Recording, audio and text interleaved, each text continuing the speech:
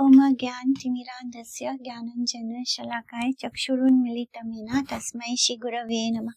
वाञ्छाकल्पतरुभ्यश्च कृपासिन्धुभ्येव च पतितानां पावनेभ्यो वैष्णवेभ्यो नमो नमः। जय श्री कृष्ण चैतन्य प्रभु नित्यानंद श्री अद्वैत गदाधर शिवासादि गौर भक्तवृंद। हरे कृष्ण कृष्ण कृष्ण हरे हरे, हरे राम राम राम हरे हरे। तो हम लोग आगे बढ़ेंगे। फिनिश हुआ है हमारा चैप्टर 10 चल रहा है मध्य खंड, और हम लोग ने श्लोका नंबर 93 से 97 पाठ किया था। फिर से कर लेते हैं। वे हरे कृष्ण।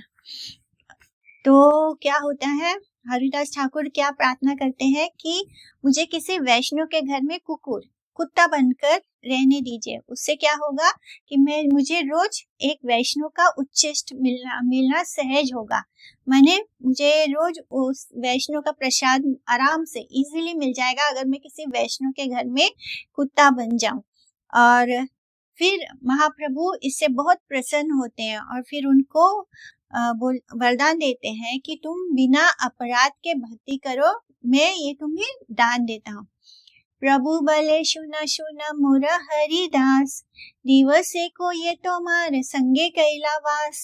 तिल्लोधा को तुमी यार संगे कह कथा, से अवश्य आम पावे नाही का अन्यथा। तुम्हारे ये करे श्रद्धा से करे आमारे, निरंतर थाकी आमी तोमार शरीरे। तुमी है न सेवके आमार ठकुराल, तुमी मोर हृदय बांधिला सर्वकाल। मोर स्थाने मोर सर्व वैष्णवेरा स्थाने, बिना अपराधे भक्ति दिला तोरे दाने। तो प्रभु बोलते हैं, सुनो सुनो मेरे हरिदास, एक दिन के लिए भी अगर कोई तुम्हारा संग करता है तो क्या होगा, और सिर्फ एक दिन नहीं, अगर आधे पल के लिए भी कोई तुमसे बातचीत कर ले तो वो निश्चित रूप से मुझे प्राप्त होगा, इसमें कोई संदेह नहीं है। यानी जब हम ठाकुर हरिदास के थ्रू जाए, अगर उनके साथ एक पल भी बिता ले तो क्या होगा, आधा पल भी बिता लो तो उनसे बातचीत कर लो तो क्या होगा, वो व्यक्ति तुरंत ही श्री चैतन्य महाप्रभु को प्राप्त होगा, इसमें कोई संदेह नहीं है। मैं निरंतर हर समय तुम्हारे शरीर में अवस्थान करता हूँ। तुम जैसे सेवकों के कारण ही मेरी ठाकुराई प्रकाशित होती है। सदा सर्वदा के लिए तुमने मुझे अपने हृदय में बंदी बना लिया है। मेरे प्रति और मेरे सभी वैष्णव के प्रति अपराध रहित भक्ति तुमको मैं दान करता हूँ, यही तुमको वरदान देता हूँ।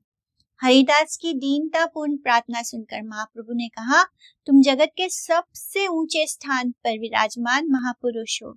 तुम्हारे संग तुम्हारे भृत्य के रूप में यदि कोई भक्त एक दिन के लिए भी, यानी भृत्य यानी दास, अगर तुम्हारे साथ भृत्य के रूप में यदि कोई भक्त एक दिन के लिए भी वास करे, अथवा कृपा करके तुम अति अल्प समय के लिए भी किसी के साथ, अगर थोड़ा सा आधे पल के लिए भी अगर तुम किसी के साथ बातचीत करो, तो उसके लिए भी मेरे भागवत चरणों की प्राप्ति निश्चित है। श्री हरिदास ठाकुर के कृपा पात्र जन ही चैतन्य की सेवा प्राप्त करते हैं। दूसरों में चैतन्य कृपा विकसित ना होने के कारण उनको श्री चैतन्य भागवत, श्री चैतन्य का श्रेष्ठ भक्त बनने का अधिकार नहीं है। इसलिए जो श्री हरिदास ठाकुर का कृपा पात्र होगा वही श्री चैतन्य महाप्रभु की सेवा को प्राप्त करता है। कनिष्ठ अधिकारी व्यक्ति भक्त एवं अभक्त में अंतर करने में असमर्थ होते हैं। इसलिए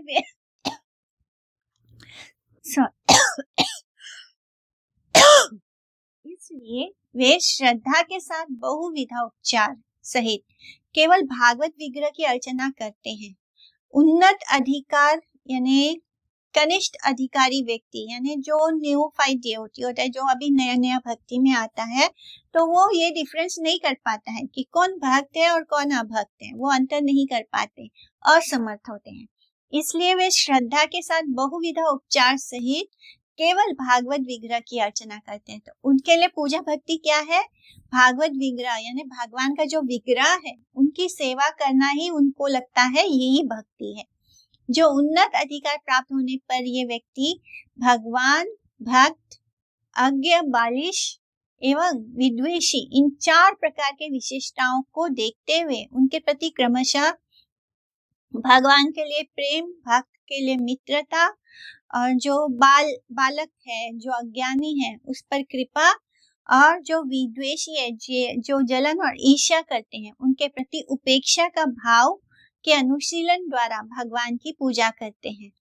तो इस तरह जो उन्नत भक्त हैं, यानी जो सबसे श्रेष्ठ भक्त होते हैं, वो डिफरेंस कर पाते हैं, वो देख पाते हैं कि कौन यानी वो व्यक्ति भगवान के साथ क्या करेगा, भगवान से प्रेम करेगा, जो भक्त होंगे उनसे मित्रता करेगा, जो बालक के जैसे हो या जो अज्ञानी हो उन पर कृपा करेगा, और जो विद्वेषी हैं, जो ईर्ष्या करते हैं, ऐसे लोगों पर की उपेक्षा करेगा, उन पर ध्यान नहीं देगा, और वो इस तरह भगवान की पूजा करते हैं। उस समय वे भागवत भक्तों के हृदय मंदिर में स्थित भगवान के प्रकाश का दर्शन करके उनको प्रणाम करते हैं। तो जब भक्त किसी को प्रणाम करते हैं तो किसको प्रणाम करते हैं? जब आप मुझे दंडवत प्रणाम बोलते हैं, जब मैं आपको दंडवत प्रणाम बोलती हूँ, तो किसको बोलते हैं? हम सब के हृदय में जो कृष्ण है, जो भगवान है, हम उनको प्रणाम करते हैं। हृदय मंदिर में स्थित भगवान के प्रकाश का दर्शन करके उनको प्रणाम करते हैं। उनके प्रति प्रणाम द्वारा ही भक्तों के सेव्य प्रभु के प्रति सच्ची प्रणति विहित होती है। भगवान की सेवा कैसे करनी चाहिए, इस विषय में भगवान के भक्तों से उपदेश प्राप्त करने का अवसर उनको मिलता है। कनिष्ठ अधिकार में आंशिक दृष्टि के कारण वास्तविक सौभाग्य का उदय नहीं होता है। जो फर्स्ट स्टेज में भक्त होते हैं, या कुछ भक्त ऐसे होते हैं कि वो जीवन पर्यंत कनिष्ठ अधिकारी ही रहते हैं, उनमें कोई प्रोग्रेस ही नहीं होता। वो केवल भगवान के मंदिर में अर्च विग्रह की उपासना करने को ही भक्ति मानते हैं। और ऐसे लोग हमें बहुत मिल जाएंगे जो अपने घर के मंदिर में बहुत अच्छे से पूजा पाठ वगैरह करते हैं, और उनको लगता है कि बस जो विग्रह की सेवा है वही वो बेस्ट सेवा करने से ही हम अच्छे भक्त हैं। तो ये होता है कनिष्ठ अधिकार में आंशिक दृष्टि के कारण वास्तविक सौभाग्य का उदय नहीं होता। वैष्णव के संग के प्रभाव से जीवों की सारी भागवत विमुक्ता एवं भक्त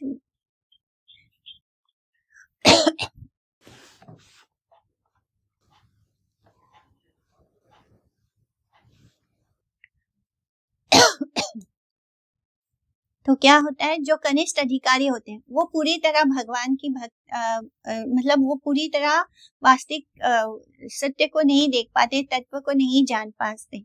भक्ति में जब हम अर्च विग्रह की सेवा करते हैं तो वो इसलिए होता है ताकि हम उनके साथ एक संबंध को स्थापित कर पाए। तो वो संबंध केवल विग्रह के साथ नहीं होना चाहिए। भगवान जो है वो अपने भक्तों को कितना प्रेम करते हैं, वो भी जब हम आगे बढ़ते हैं तब वो बात को हम समझ पाते हैं। तो ये कनिष्ठ अधिकारी को नहीं समझ में आता, इसलिए वो उनका वास्तविक जो सौभाग्य है उनका उदय नहीं हुआ होता है। जब हम किसी वैष्णव के संग करते हैं तो उनका जो प्रभाव से जीवों की सारी भागवत विमुक्ता एवं भक्त विमुक्ता धीरे धीरे शनै शनै दूर हो जाती है।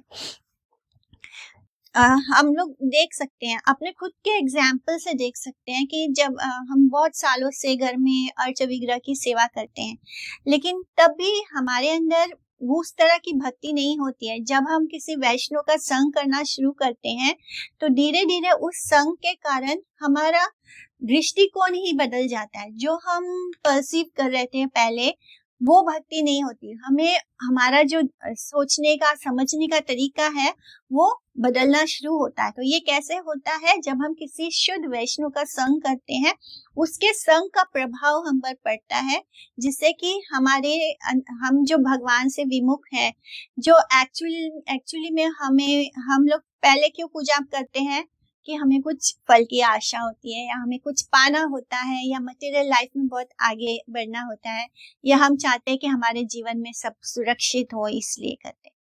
पर धीरे धीरे जब हम किसी वैष्णव के एसोसिएशन में आते हैं तब हम असली जीवन का लक्ष्य जान पाते हैं कि हम एक्चुअली में इस दुनिया में क्यों आए हैं। तो ये सब कुछ किसी वैष्णव के कारण ही पॉसिबल है। और जब उनके संग को प्राप्त करते हैं तो शनै शनै धीरे धीरे जो भगवान के प्रति विमुखता थी वो खत्म होने लगती है। पहले जब हम पूजा करते थे तो हम भगवान से अट्रैक्टेड नहीं थे, हम अपने फैमिली के साथ अटैच होने के कारण भगवान की शरण में आते हैं कि वो सब सुरक्षित रहें, वो सब अच्छे से रहें। कोई ना कोई हमारी मटेरियल रीजन होते हैं। लेकिन जब हम वैष्णव एसोसिएशन में आते हैं तब हमारा अटैचमेंट भगवान के साथ होना शुरू होता है। तो धीरे धीरे वो होना शुरू होता है। उत्तम अधिकारी की सेवा करते करते जब हम उस वैष्णव की सेवा करते हैं तो उनमें भगवान के अधिष्ठान का दर्शन करके जीव कृतार्थ हो जाता है। तो जिस भगवान को हम केवल विग्रह में या मंदिरों में देख रहे थे, जब हम वो सेवा किसी शुद्ध वैष्णव की करते हैं तो धीरे धीरे हमें उस सेवा के कारण क्या होता है, उस शुद्ध वैष्णव के अंदर हमें ठाकुर जी के दर्शन होना शुरू होते हैं। और जब ऐसा होता है, जब हम देखते हैं कि ठाकुर जी उनके अंदर ही अधिष्ठान है, तो वो जीवात्मा जो है वो कृतार्थ हो जाती है। ठाकुर हरिदास महाभागवत के आदर्श स्थानीय। तो यहाँ पर इस श्लोक में महाप्रभु क्या कहते हैं ठाकुर हरिदास से कि मैं हमेशा तुम्हारे अंदर वास करूंगा, यानी तुम ही है ना सेवा का अमर ठाकुरा, तो मैं हमेशा तुम्हारे साथ रहूंगा और तुम्हारे संग रहूंगा, ऐसे बोलते हैं। तो इस तरह जो शुद्ध वैष्णव होते हैं उनमें एक्चुअली हम उनके थ्रू ही भगवान के दर्शन कर पाते हैं। इस तरह ठाकुर हरिदास जो है वो महाभागवत के आदर्श स्थानीय हैं। इसलिए उनके प्रति सुदृढ़ विश्वास रखने वाला व्यक्ति वास्तविक रूप से भगवान के प्रति स्थिर श्रद्धा विशिष्ट हो जाता है। तो जो ठाकुर हरिदास पर विश्वास करेगा वो एक्चुअली में भगवान के प्रति उसकी जो श्रद्धा है वो स्थिर होगी। इसकी जानकारी देने के लिए ही महाप्रभु ने कहा कि ठाकुर हरिदास के प्रति जो व्यक्ति श्रद्धावान होगा वो मेरे प्रति भी श्रद्धान्वित होगा। यानी जिसके मन में ठाकुर हरिदास के प्रति श्रद्धा होगी वो मेरे प्रति भी श्रद्धावान होगा। हरिदास के चिन्मय शरीर में भगवान सदा सेवित रहते हैं। तो हरिदास ठाकुर का जो चिन्मय, जो ट्रांसेंडेंटल उनका जो बॉडी है वो हमारी तरह मटेरियल नहीं है, तो वो ट्रांसेंडेंटल है, स्पिरिचुअल है। तो उनके शरीर में भगवान जो है वो उनको कहते हैं कि मैं हमेशा तुम्हारे देह में वास करूंगा। तो भगवान सदा उसमें सेवित होते रहते हैं। भक्त का शरीर जो होता है वो चिन्मय होता है, वो हमारी तरह हार्ड मास का नहीं होता, वो मटेरियल नहीं होता, वो स्पिरिचुअल होता है, वो ट्रांसेंडेंटल होता है, अपराम है। तो अहंकार से संचालित जड़ बुद्धि वाला अपराधी व्यक्ति भगवान के देह एवं भक्त के देह को अचित परमाणुओं से बना हुआ मानकर नरक की जो यंत्रणा है, जो कष्ट है, उसको प्राप्त करने के लिए ही यत्नशील रहता है। तो ऐसे जो व्यक्ति अहंकार में होता है, जो फॉल्स ईगो में होता है, वो ये देख नहीं पाता, उसकी जड़ बुद्धि के कारण वो व्यक्ति को अपराधी कहा गया है। तो ऐसा अपराधी व्यक्ति भगवान का देह को, भगवान के शरीर को भी और भक्त के शरीर को भी अपने जैसा ही मानता है, मटेरियल मानता है, जिसके कारण क्या होता है, ऐसा करने से उसको अपराध लगता है और इस अपराध के कारण उसको नरक भोगना पड़ता है। तो जो भगवान का देह, इसलिए जितने भी हमारे जो वैष्णव जन है उनको समाधि दिया जाता है, क्योंकि उनका बॉडी हमारी तरह मटेरियल नहीं होता, इसलिए उनको अग्नि में नहीं समर्पित करते हैं, उनको समाधि देते हैं। जो चित, उनका शरीर जो है वो चिन्मय होता है। महाप्रभु ने कहा कि हरिदास जैसे भागवत भक्तों के द्वारा ही मेरे अप्राकृत ट्रांसेंडेंटल जो भगवान का वैकुंठ है उसका अनुभव होता है। अनभिज्ञ व्यक्ति हरिदास की कृपा से ही श्री चैतन्य देव को श्री कृष्ण चैतन्य देव के रूप में जान सकते हैं। तो जैसे कृष्ण जब अवतार लिए थे तब जो असुर वगैरह थे और जो कंस था, उन सबको क्या लगता था, उन सबके सामने भी कृष्ण दर्शन हो रहे थे, साक्षात कृष्ण के दर्शन किए थे उन सब लोगों ने, लेकिन वो लोग भगवान को क्या मानते थे कि वो मटेरियल बॉडी है।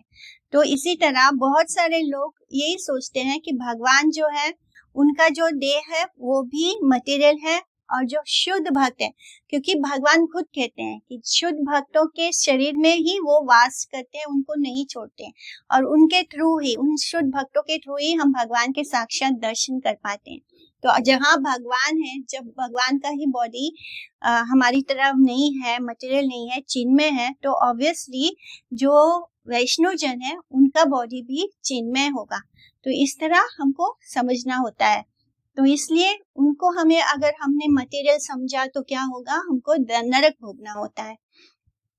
इस तरह महाप्रभु ने कहा कि हरिदास जैसे जो भागवत भक्तों के द्वारा ही मेरे इस ट्रांसेंडेंटल अबोध यानी अप्राकृत वैकुंठ का अनुभव होता है।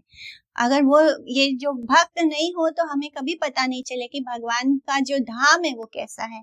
जैसे श्रीला रूप गोस्वामी ने उज्जवल नीलमणि में इतने डिटेल में बताया है कि भगवान की जो लीलाएं होती है वो किस तरह है, वो उनका जो धाम है, जो गोलोक वृंदावन जिसके बारे में हम लोग बोलते हैं वो कैसा है, वो सब में भगवान की जो नित्य लीला चलती है वो कैसी है। तो ये सब श्रील रूप गोस्वामी के कारण ही हम सबको पता चला है। तो ये कैसे पता चलता है, हमें ये सब कुछ भगवान के शुद्ध भक्तों के द्वारा ही पता चलता है। इस तरह जो अनभिज्ञ व्यक्ति होगा वो हरिदास ठाकुर की कृपा से ही श्री चैतन्य देव को श्री कृष्ण चैतन्य देव के रूप में जान सकते हैं। अदरवाइज बहुत सारे लोग चैतन्य महाप्रभु की देती को देखते हैं, मंदिर में आते हैं, लेकिन वो कुछ जानते नहीं कि ये साक्षात कृष्ण ही है। ठाकुर हरिदास ने चिन्मय रस में सरोवर होकर श्री चैतन्य देव को अपने हृदय में पूजा करने के लिए सदा के लिए बंदी बनाकर रख लिया है। प्रभु ने कहा, हरिदास मैं तुम्हें भजन करने का अधिकार देता हूँ। मेरे पति अथवा किसी भी वैष्णव के प्रति किसी भी दिन तुम्हारे द्वारा कोई अपराध नहीं होगा। तो ये कितना बड़ा आशीर्वाद है कि भगवान उनको आशीर्वाद दे रहे हैं कि तुमसे कभी कोई अपराध होगा ही नहीं। तुम सदा के लिए अपराध से निर्मुक्त होकर केवल निर्मल भक्ति में स्थित रहते हुए कृष्ण अनुशीलन करते रहो और कृष्ण भक्तों के मार्ग पर चलते रहो। और क्योंकि तुमने मेरे प्रति अथवा किसी वैष्णव के प्रति कभी कोई अपराध नहीं किया है, इसलिए मैंने तुमको कृष्ण सेवा प्रवृत्ति प्रदान की है। तो स्वयं कृष्ण उनको आशीर्वाद दे रहे हैं कि उनसे कभी कोई अपराध होगा नहीं। जब अपराध नहीं होगा तो उनकी भक्ति पर कभी कोई आँच भी नहीं आएगी। हरिदास प्रतिवर दिले नायकना, जय जय महाध्वनि उठी लता खना। प्रभु ने जब हरिदास को ये वरदान दिया तब चारों ओर महान जय ध्वनि गूंज उठी। सभी लोग हरि बोल करके अनुमोदन करने लगे। जाति कुल क्रिया धन किछु नहीं करे, प्रेम धन आरती बिना नाई ना पाई कृष्ण रे। तो जाति कुल क्रिया कर्म संपत्ति इन सब से कुछ नहीं होता, प्रेम एवं उत्कंठा के बिना कृष्ण को प्राप्त नहीं किया जा सकता है। तो चाहे हरे कृष्णा।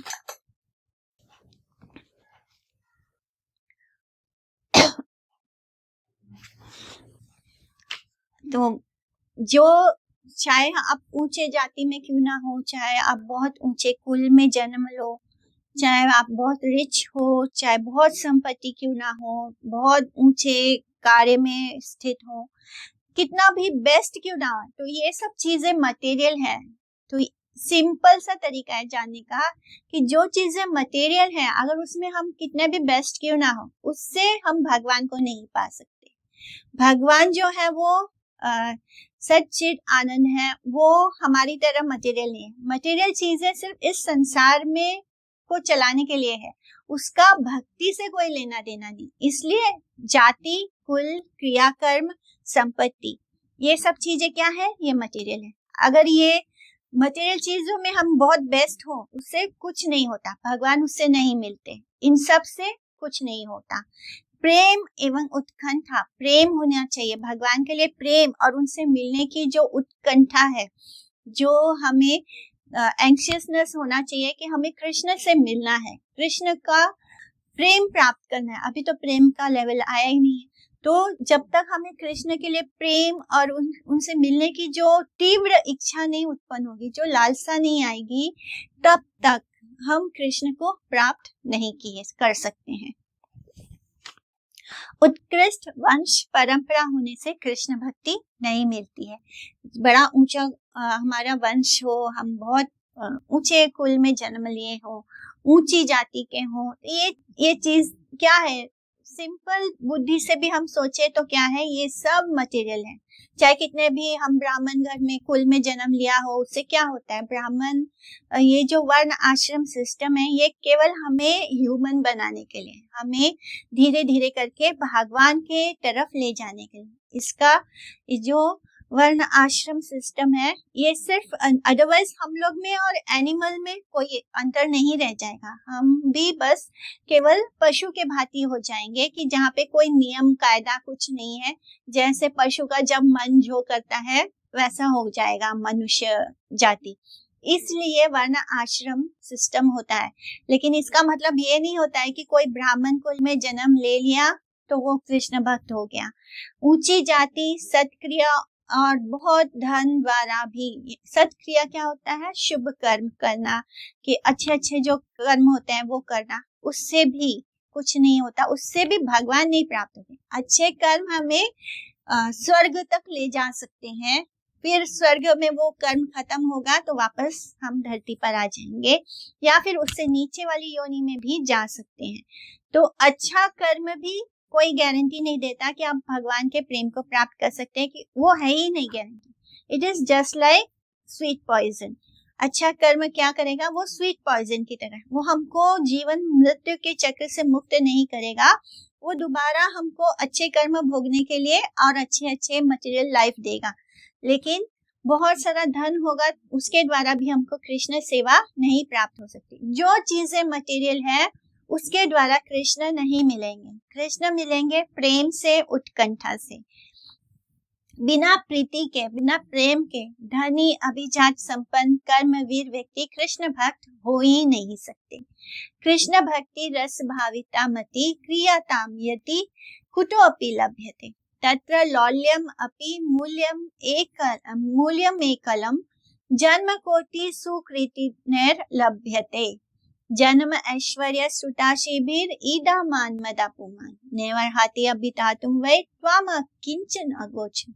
तो जब कोई अकिंचन होता है, सब कुछ आपके पास है, लेकिन आपको ये समझ होना चाहिए कि ये सब मटेरियल है, ये सब हमारे पास कर्मों के कारण आ रहा है। जैसे ही अच्छे कर्म किए थे तो उसके कारण सब कुछ अच्छा अच्छा आ रहा है, वैसे ही बुरे कर्मों का भी फल प्राप्त होगा, वो भी भोगना होता है। तो हम कुछ करता नहीं है, हमने कुछ किया नहीं है। हमको जब भगवान से प्रेम होगा, वो एक्चुअली हमको करना है। हमको ये मटेरियल लाइफ में, सिर्फ मटेरियल लाइफ जो होती है वो हमें कहीं भी लेकर नहीं जाने वाली है, वो हमको सिर्फ इसमें और कर्म बंधन में बांधती है। तो इसलिए भगवान, हमारे पास अगर सब कुछ अच्छा है तब भी अकिंचन होकर जीना है कि ये सब भगवान ने अपनी सेवा के लिए दिया है, ये सब मुझे नहीं भोगना है। ये सब जो भगवान मेरे को दे रहे हैं वो सब मुझे भगवान की सेवा में ही लगाने के लिए मिला है। इस तरह निष्किंचन होकर भगवान की भक्ति को प्राप्त किया जाता है। और कृष्ण भक्ति रसाविता जो तत्र लौल्यम अपि, यानी हमारे अंदर भगवान के प्रति जो उत्कंठा है, लालच होना चाहिए कि मुझे भगवान को प्राप्त करना है।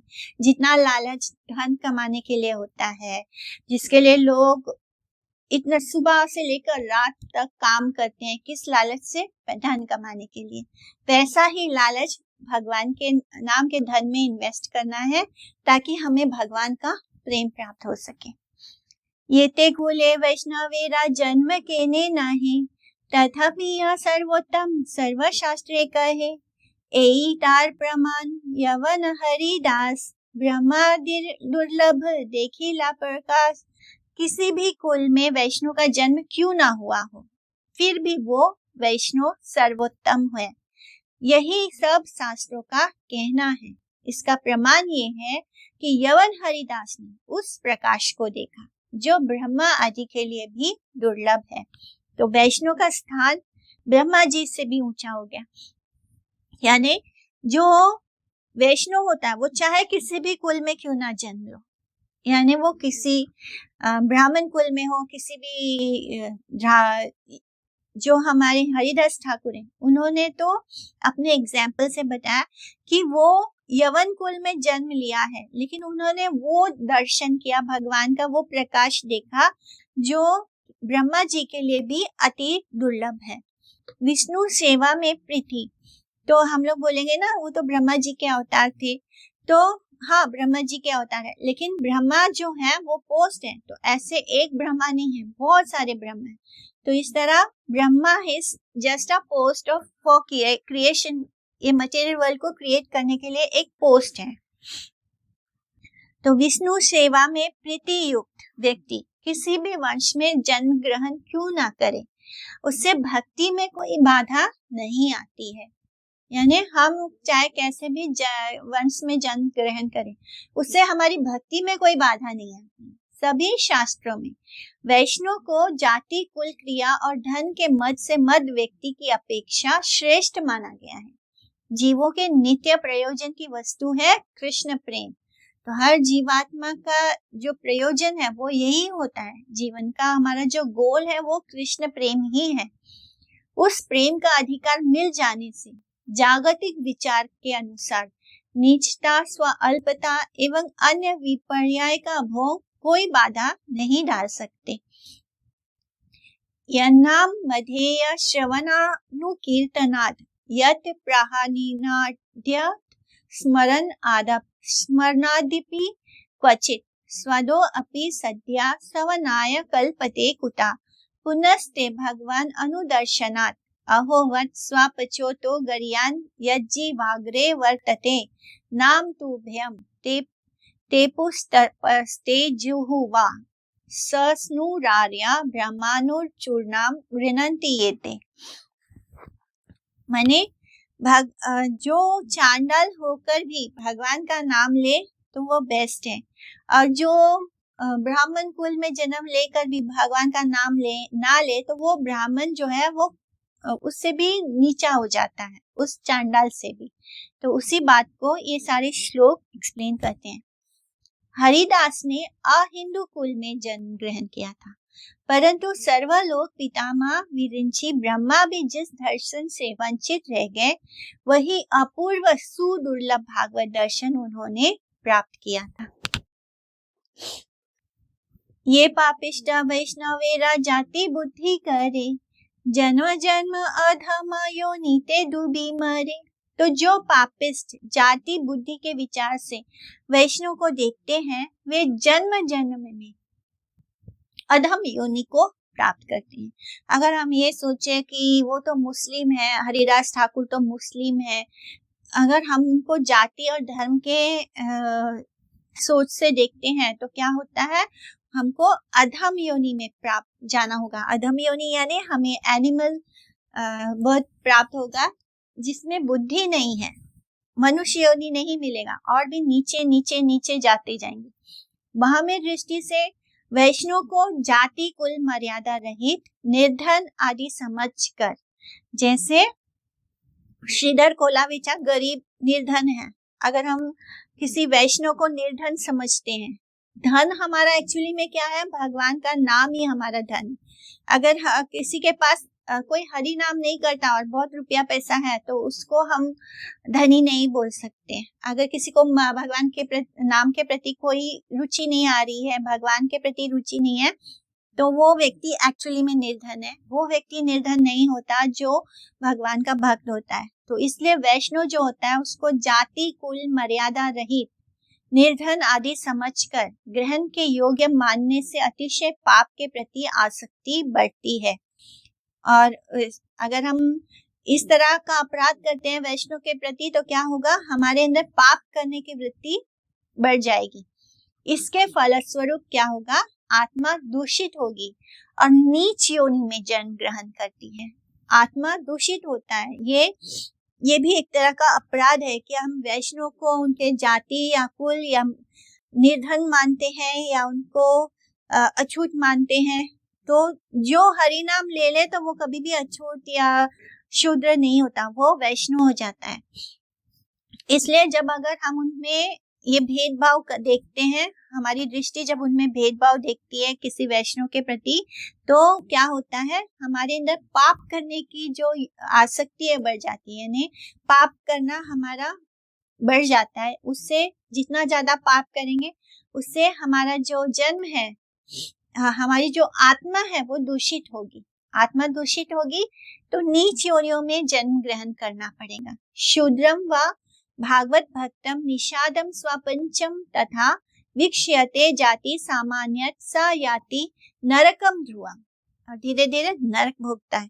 स्वपाक मीवा निक्षते लोक विप्रम वैष्णवम वैष्णव वर्ण ब्राह्म्यो अपि पुनाति भुवना नत्रयम आचार्य विष्णु शिलादीर्घ गुरु शुनर मतिर वैष्णवे जाति बुद्धि विष्णोर्वा वैष्णवानां कलिमल मथने पाद तीर्थे अम्बु बुद्धि श्री विष्णोर निम्न मंत्रे सकल कलुषवे शब्द सामान्य बुद्धिर विष्णु सर्वेश्वरेश्वी तदितर समधिर्यस्य वा नारकी सा, यानी पद्म पुराण। तो ये सब जो हम पढ़ रहे हैं ये सब पुराणों से, शास्त्रों से प्रमाण है कि जो ऐसी गलत काम करेगा उसको नरक भोगना होगा। हरिदास स्तुति वर सुने ये जन अवश्य मिली वे तारे कृष्ण प्रेम धन एवचन मोर नाहे सर्वशास्त्र कहे भक्त अख्यन सुनीले कृष्ण ते भक्ति है। तो जो कोई भी हरिदास के स्तवन और वर प्राप्ति के प्रसंग को सुनते हैं, इस चैप्टर में हरिदास ठाकुर ने महाप्रभु के स्तव भी गाए हैं, तो जो कोई भी हरिदास ठाकुर का ये स्तवन सुनेगा और उनको जो महाप्रभु ने वर दिया है, वो वर प्राप्ति का जो ये प्रसंग को सुनते हैं, उनको कृष्ण प्रेम धन अवश्य मिलता है। ये वचन मेरे नहीं है, यानी श्री वृंदावन दास ठाकुर महाशय क्या कह रहे हैं कि ये मैं नहीं कह रहा, यानी मैं अपने मन से नहीं बना के बोल रहा है। ये सब कुछ शास्त्र, सभी शास्त्र इस बात को कहते हैं कि भक्त के आख्यान को सुनने से, जो भक्तों की कथा सुनते हैं, भक्तों के आख्यान को सुनने से कृष्ण में भक्ति होती है। तो जितना ज्यादा हम भक्तों की महिमा को सुनते हैं, गाते हैं, उससे क्या होता है, हमारी भक्ति और बढ़ती है। और उसका रेफरेंस भी आता है कौन कौन, श्रीमद् भागवतम के कैंटो 1 में, कैंटो 2 में, कैंटो 3 में, कैंटो 10, कैंटो 12। तो ये सारे श्लोक आते हैं जहाँ पर बताया गया है कि भगवान के भक्तों की कथा सुनने से हमारे मन में भगवान के प्रति भक्ति बढ़ती है। महाभक्त हरिदास ठाकुर जय जय, हरिदास शंकर ने सर्व पापक्षय। महान भक्त हरिदास ठाकुर की जय हो, जय हो। हरिदास का स्मरण करने से सारे पाप धुल जाते हैं। हरिदास का स्वरूप, केहा बले चतुर्मुख ये न हरिदास, केहा बले प्रहलादेरा ये न प्रकाश, सर्वमते महाभागवत हरिदास, चैतन्य गोष्ठी संगे यहाँ रविलास।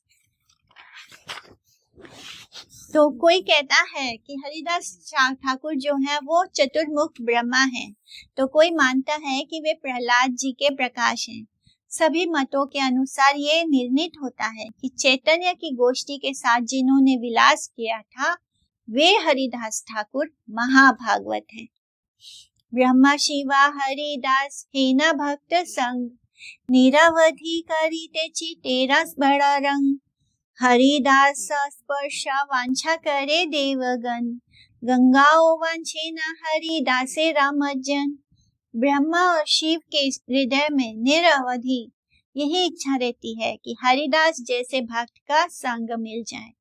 देवगण हरिदास के अंग स्पर्श की कामना करते हैं और गंगा भी चाहती है कि हरिदास उनमें स्नान करें। सर्वलोक पितामह ब्रह्मा एवं सर्व संहारक शिव हरिदास के संग को प्राप्त करने के लिए सदा कुतूहल प्रकाशित करते रहते हैं। यानी वो आतुर रहते हैं कि उन्हें हरिदास ठाकुर का संग प्राप्त हो। पतित पावनी गंगा हरिदास ठाकुर के आवागमन की आशा करते रहती है, यानी वो इंतजार करती है कि कब हरिदास ठाकुर आएंगे और उनमें स्नान करेंगे। ये शास्त्र में वर्णित है कि साधन करने के लिए भक्त पद रज और भक्त पद जल श्रेष्ठ साधन है। भक्त पद धूलि और भक्त पद जल, भक्त भुक्त शेष तीन साधन है राबल। तो भक्त के पद की धूलि, भक्त के पद का जल और भक्त का उच्चिष्ट, उनका छोड़ा हुआ भोजन जो होता है, उनका रेमनेंट, वो भुक्त शेष, ये तीन जो होते हैं ये हमारा साधन का बल है। जिसको ये तीन प्राप्त हो गया यानी वो भक्ति में आगे बढ़ जाएगा। साधव न्यासीना शांता ब्रह्मिष्ठा लोक पावना हृंत्यागम ते संगाते देशवास्ते या भिद्धारी स्पर्शेरा की दाए देखी लेई हरिदास छिंदे सर्व जीवेरा अनादि कर्म पाश। स्पर्श की तो बात क्या है, यानी हरिदास ठाकुर को स्पर्श करने की तो क्या बात है। कोई हरिदास ठाकुर को देख ले तो क्या होगा, देखने से ही जीवों के जो अनादि कर्म बंधन है वो टूट जाते हैं, उनका कर्म बंधन टूट जाएगा। अगर वो केवल हरिदास ठाकुर के दर्शन कर लें, उनको देख लें, उनसे स्पर्श करने से तो होगा ही, उसकी क्या बात है। केवल मात्र उनको देख लेने से ही हमारे कर्म बंधन टूट जाते हैं।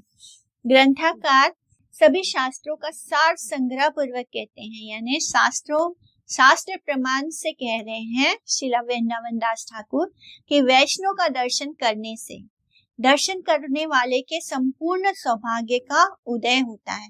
कोई दूर से भी वैष्णव आ रहा हो और हमने एक्सीडेंटली उनके दर्शन कर लिए, हमको पता भी नहीं है कि ये वैष्णव है, तब भी क्या होगा, हमें दर्शन करने से संपूर्ण सौभाग्य उदय हो जाता है। अनादि वासनाओं के वशीभूत जीव कर्म रज्जु रूपी जाल में आबद्ध है। परम मुक्त कर्म रज्जु यानी कर्म का जो रस्सी है उसके जाल से बंधा हुआ है। जो जीव आत्मा है वो अनादि काल से अपने इच्छाओं के कारण, अपनी कामनाओं के कारण वशीभूत होकर कर्म रूपी जाल में फंसा हुआ है। परम मुक्त हरिदास को देखने से वो अपनी भोग पिपाशा विदूरित करके सभी अनर्थों से मुक्त हो जाते हैं। जिनके दर्शन मात्र से ही ऐसा होता है, उनके स्पर्श से तो इससे भी अधिक मंगल होने की विषय में शास्त्र स्पष्ट रूप से कहते हैं कि गंगार परशा हईले पश्चाते पावन दर्शने पवित्र करा यही तुम्हार गुण। तो जो हम गुरु आरती में गाते हैं, जो गंगा जी होती है उसमें हम स्नान करने के बाद पावन होते हैं, लेकिन दर्शने पवित्र करे यही तुम्हार गुण। और जो वैष्णव होते हैं वो दर्शन से ही पवित्र कर देते हैं। इस तरह श्रीला नरोत्तम दास ठाकुर कहते हैं आपन संस्कृत। तो ये जो अभी मैंने पढ़ा वो नरोत्तम दास ठाकुर कहते हैं